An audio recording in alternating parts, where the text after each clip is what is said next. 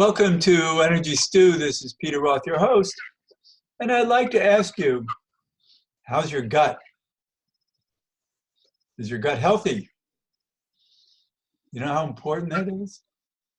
It's super important. We're learning more and more every day that we need healthy guts. But to speak about it more scientifically, we have a doctor guest on the show who really understands the microbiome, which is our gut, and what it needs to be healthy and why, and the science around making it healthy. So we're going to have a good friend of mine be the guest for this show. I've known him for probably 40 years now. And so we know each other very well, and I know that he really knows his stuff. So Dr. Howard Robbins, welcome to Energy Stew. Peter, thank you for having me. It's a real honor and a pleasure. Well, let's talk about our guts. You have become an expert because you decided to go into business developing a probiotic formula and product that is superior and can be used by doctors in hospitals, for instance, to bring people back to health. Yep. And so I've been very impressed watching you on this journey of education to begin with, because there was a lot that you didn't know at first, and you learned, let's say, the hard way, because I saw all the experimentation that you were doing. So can you talk about wherever you want to start?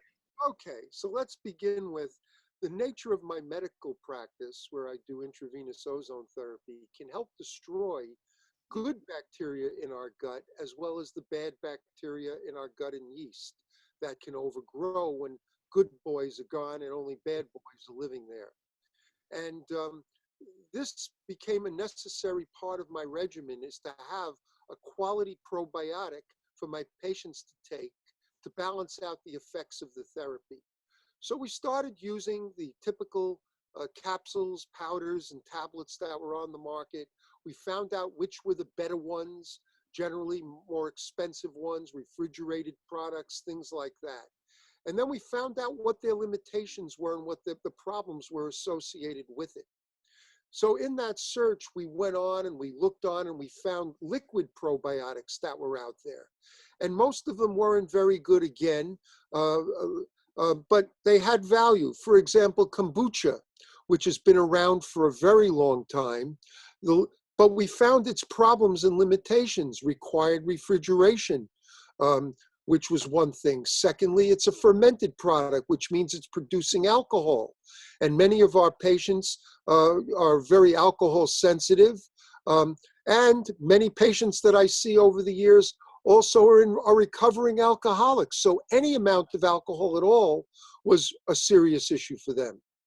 Then what do you grow it in? And the juices that were being used were loaded with sugars. And sugar is a problem for many of our diabetic patients, people that are glycemic sensitive. So we needed something with a low glycemic index as well. In fact, in this journey to try to find the right thing, all along the way, we were constantly being told by experts in the field, it can't be done, it can't be done. If you're going to do it, you have to do it this way, but this way won't work. So we have to do it in a different way, but that way won't work.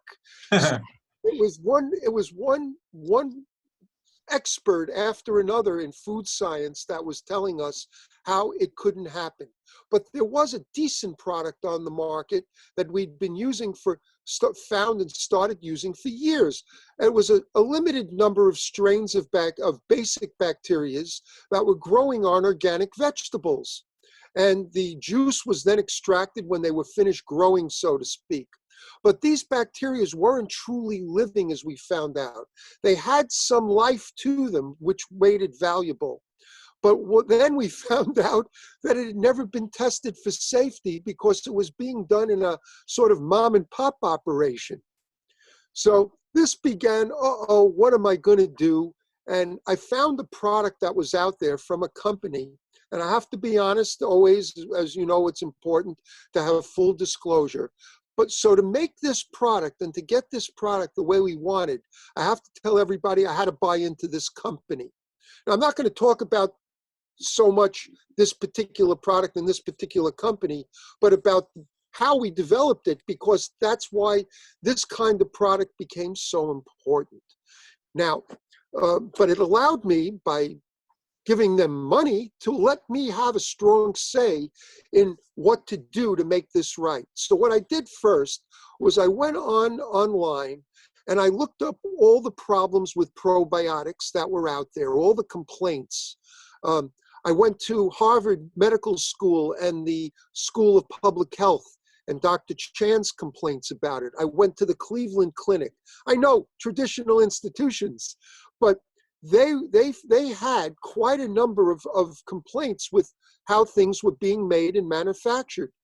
Then I went into PubMed, our National Library of Medicine, and started reading research.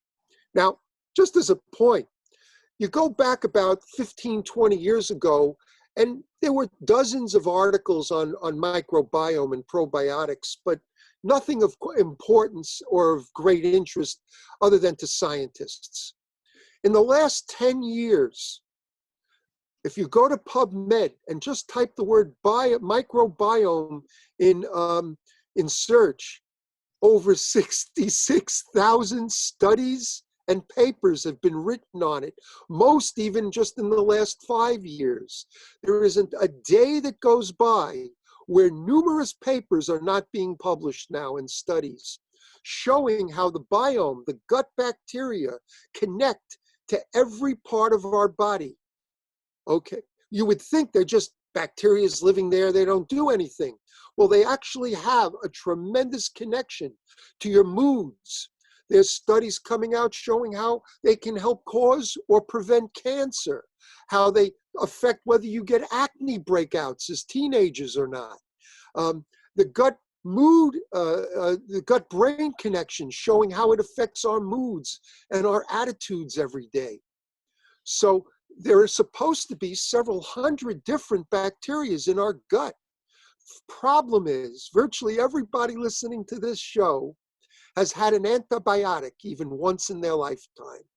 Or they eat red meat or chicken that isn't organic, and now even farm-raised fish, so they get uncooked out doses all the time. This kills all the good boys, as I call the probiotics, in the gut off, actually very rapidly. And it allows yeast, which isn't damaged by antibiotics, to overgrow. So candidiasis is something many, many, many people suffer from and don't know it. And if you ever look up symptoms of candidiasis on the internet, you're going to go, oh me, oh my, I can't believe this is, all my problems are listed there, because it can affect many different parts of our health just by having yeast overgrow. And it's the probiotics that keep the yeast in balance. You don't want to eliminate candida, you want to balance it out in your gut. So we went on this search to try to find bacteria, and what we found was the best way to go was to find studies that were published on bacteria that would be able to survive the stomach. Now that's a key issue. Many people don't know this, but capsules, powders, and tablets are bacteria that are in, if you want to call it, suspended animation. They're asleep. Now you drink them with water, they go into the stomach, and they can stay in the stomach for any number of minutes. And that's presuming you take them correctly on an empty stomach and at least 30 minutes before you eat. You're talking about probiotic products that people take? Exactly. Capsules, powders, and tablets are the basic forms of probiotics today, with kombucha being one of the liquid probiotics that is kept refrigerated. Even still, no matter what, you need to take a probiotic on an empty stomach, so the transit time from the stomach into the gut is rapid. Now, if it's room temperature, it's going to lay in the stomach 15 to 20 minutes. We learned that from sports medicine. And then room temperature to hot liquids empty slowly, whereas ice cold liquids like ice cold water will empty from the stomach in 10 to 12 minutes. So you'll get it from the stomach into the gut where you want it to go rapidly. The problem is most of these capsules, powders, and tablets do not survive the stomach. They're actually made, even in some of the more expensive preparations, with relatively inexpensive bacteria, inexpensive biome. And you can get the exact, not the exact same strain, but you can get a particular strain of bacteria inexpensively for a manufacturer, or you can pay hundreds upon hundreds of dollars for the same amount that you paid only $5 or $10 for, because now these have become what they call patented strains. These strains have been grown and manipulated in a healthy way so they can survive the stomach in large percentages. And you want bacteria that'll have at least 80+% survival so that you're getting an adequate supply into the gut when you take them. So you need to go to the patented bacteria for this, which jumps the cost of these products up tremendously. But they work versus not work. It's that simple. That's not a small difference. Having something work, let's say this, we've always learned the expression, nothing cheap is good and nothing good is cheap. But you can pay a lot of money for something and get little value out of it, because what you don't know, you don't know. And finding these bacteria weren't easy because there's another issue. So we were able to find published studies showing patented strains of bacteria. Unfortunately, many of these patented strains are not permitted for human use by the FDA. Why not? Why? Because they like to control everything. And it takes a certain amount of research and money being put out for them to allow you to release from these manufacturers a probiotic for human consumption. Now you have to go, so what we wound up doing was going through and getting the help of 3 different food scientists. The last one being a PhD from MIT in food science, Dr. Reza Kamari, who's published in probiotics. Well, Dr. Kamari, having worked with many big companies over his career, knew where we had to go. And though I hate to say it, we had to go to a subsidiary of DuPont. Some people don't like what DuPont may stand for, but they hold the patents on all these special bacterias. They are the largest producer of bacteria, patented bacteria in the world, and even the unpatented ones for that matter. So they control the show for the most part. There are other companies, small companies that make it, but they don't come close to what this company has. So we were able to find all the brothers to these bacterias that were patented, documented patented strains that would show beneficial effects against various intestinal disease. Because you wanted powerful bacteria that would fight these various intestinal diseases, like Crohn's disease, irritable bowel syndrome, leaky gut syndrome, colitis, ulcerative colitis, duodenitis, ileitis, E. coli and H. pylori infections, acid reflux, stomach ulcers for that matter. So we had to find bacteria that were shown through published studies that would be beneficial and survive and work and help in prevention and treatment of these diseases. And then the biggie of all, one of the most important ones today, called C. difficile, C. diff, Clostridium difficile. And just a very quickie, what happens is when you take antibiotics that are generally used, particularly the ones in hospitals, it kills most of the bad bacteria off, which allows the Clostridium difficile, the C. diff, which is in almost everyone's gut, which is a pathogenic bacteria, being kept in small amounts and in check, it now allows it to overgrow. 500,000 Americans get it, and close to 30,000 million seniors and children predominantly die from it each year from the uncontrolled diarrhea. So all these strains of bacteria that were constantly coming up one after another in studies were the ones that we chose, and we wound up with 15 strains for our particular product. Then we learned that they have to live and work and play well with others. And as people don't get along well together, bacteria don't either. So what we had to do was find ones that would be happy to play well with each other. Then I found out something that I had no concept of. By the way, this is a science that takes a lifetime to become true expert in. I am learning every day huge amounts of material about this, and every day that I learn huge amounts, I learn how much I don't know and how much more there is to learn.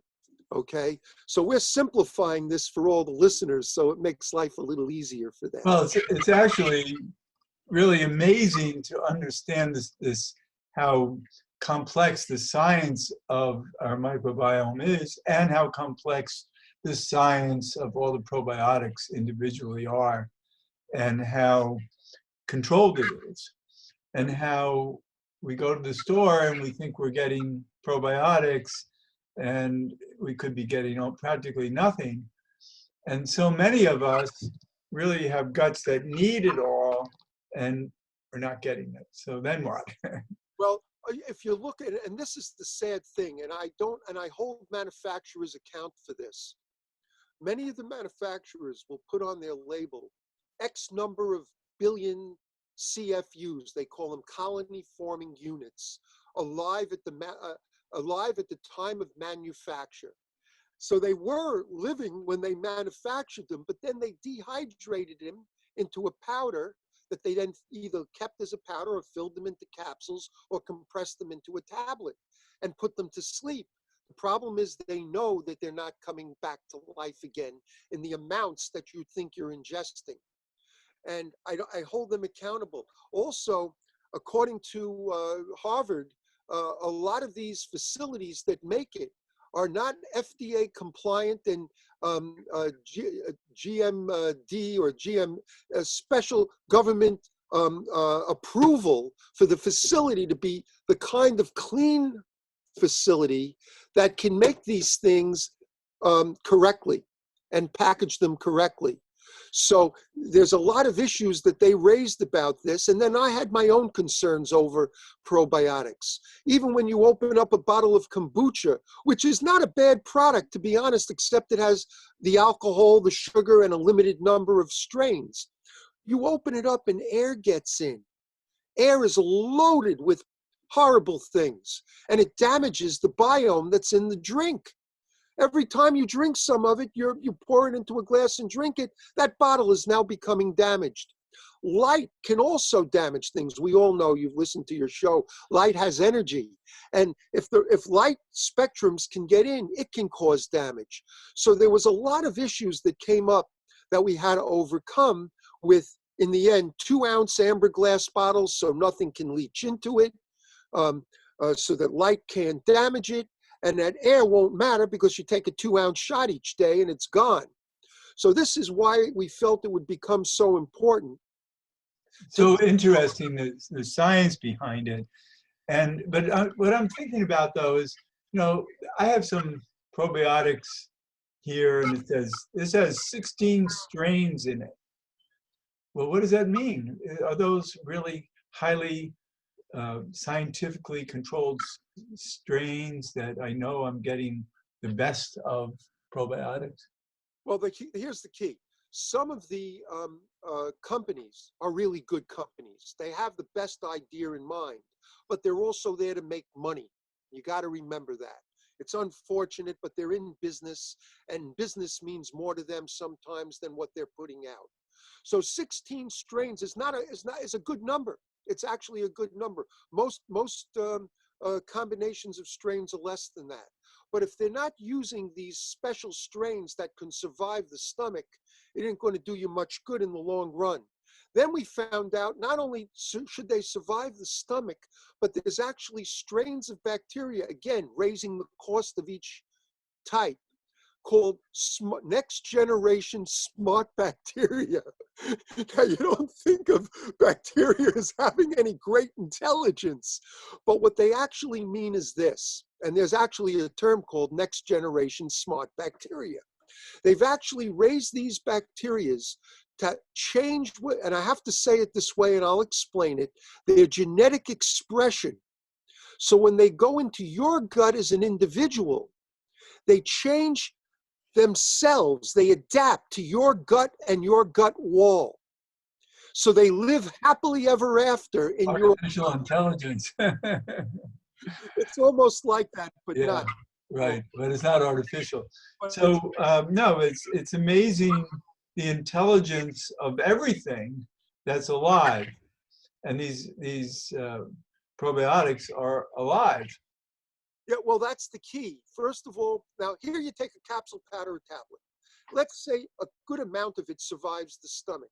Now it has to go through the small intestine where it doesn't have much value and get into the, unless maybe you have an ulceration there from, from a disease of some kind, like Crohn's or whatever. Now it has to get into the gut, the colon, and populate. Well, there isn't enough time usually in transit for a lot of these bacteria to come out of suspended animation, grow, feed, and duplicate themselves into larger numbers before you defecate them away. Then the kinds of bacteria strains out of those 16 you were mentioning also become an issue because bacteria can look like your index finger. We call those rods, these bacteria rods. Rods don't have they aid digestion, but they don't have the capability of sticking to the wall of the intestine. Okay, and getting and burrowing into the wall, let alone living in the mucus that lines the wall. Okay, so they don't have the ability. So they aid digestion and you defecate them away.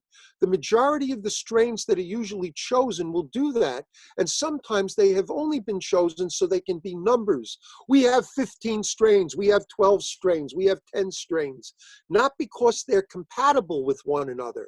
So the ones that come back to life could overwhelm other ones, and thus you're not getting a balanced population.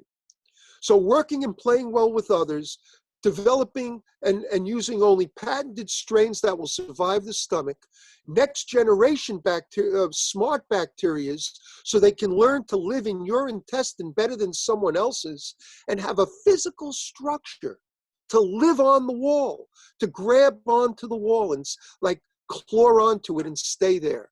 So that's what became the challenge. And then how to make it without refrigeration so it could be shelf stable for long periods of time, just in case people don't have a chance to put it into the refrigerator and take it right away, or where they get it from has stored it for some time. All these became issues in trying to find what we came up with, what we call doctor's biome, what we came up with to do the job that needed to be done. And the result was 3 years and almost $1 million worth of investment to come up with such a thing, which is, we understood now after all this long haul why it hasn't been done and why everybody said it couldn't be done. Very few people were willing to invest this kind of money because the key is to make it back over the long haul, not in 1 week like, pharmaceutical company like. I remember some of your early experimentation, and you had bottles in your office that were exploding. That's not funny. I know, but they were. For hand grenades and mortar shells. Because what was happening was early on we were using combinations of juice. Now let's get into juice for a minute. Well, we only have a couple of minutes left on the show.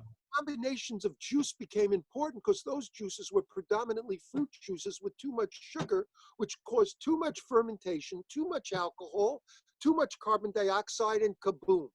Yeah, I remember. That's grown, and this is important, on 100%, not USDA certified only, but which says 95% is okay, but 100% organic juice. A combination of mint and in descending order of amount.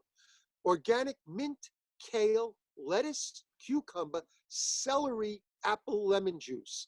And we had the manufacturer not filter it into a very thin liquid, but to leave some of the fiber in it So now the juice acts as a prebiotic at the same time. That's a major concern because you got to have it able to survive, and you need prebiotics to help probiotics.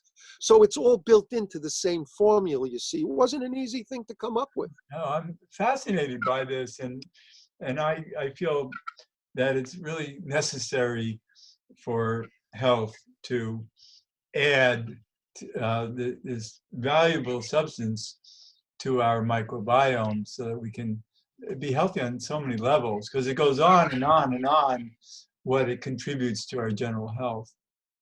Well, two things. One is that if in the future, if you like, you let me know where, when, and we can do shows on microbiome and on specific problems with health. Microbiome and cancer, microbiome on mood, microbiome on virtually every part of our body, and how it affects it and how it communicates with it, and the changes and how it can help prevent or cause a disease to happen, depending on what you have and how it's working. Not necessarily just on this product that we have. Right. Right. Well, that's the point. For my show, I really like to educate people about life, and not necessarily to. Well, we do promote books and products too. So I'm always happy to have guests who are very educational. Yes, but you maintain a very high standard of ethics, morals, and ethics. You don't just have anybody on. I know you for so long. The work that you do is laudacious because you maintain that high level of ethics and morals in who you'll have on and what you're willing to promote. And Thank you. Listeners should know that, if they don't already do. Oh, thank you. I appreciate that. So let's just tell people where to look now to find you. Well, the best way to always reach me, believe it or not, since it's already published all over the internet, is call me on my cell phone, 516-967-1009. That's 516-967-1009.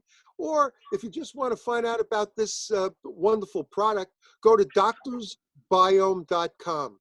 DoctorsBiome, doctorsbiome.com. That's great. Dr. Howard Robbins, thanks so much for being a guest on Energy Stew. It's so great to talk with you and hear so much valuable information. It's truly been my honor and pleasure. You know that, Peter. Thank you. Thank you. And this is Peter Roth, your host of Energy Stew at prn.fm. I can be reached at peter@heartriver, Heart, river.org. And you might want to visit my website, heartriver.org. A lot of interesting things there. And I'd love to hear from you, and thanks so much for listening.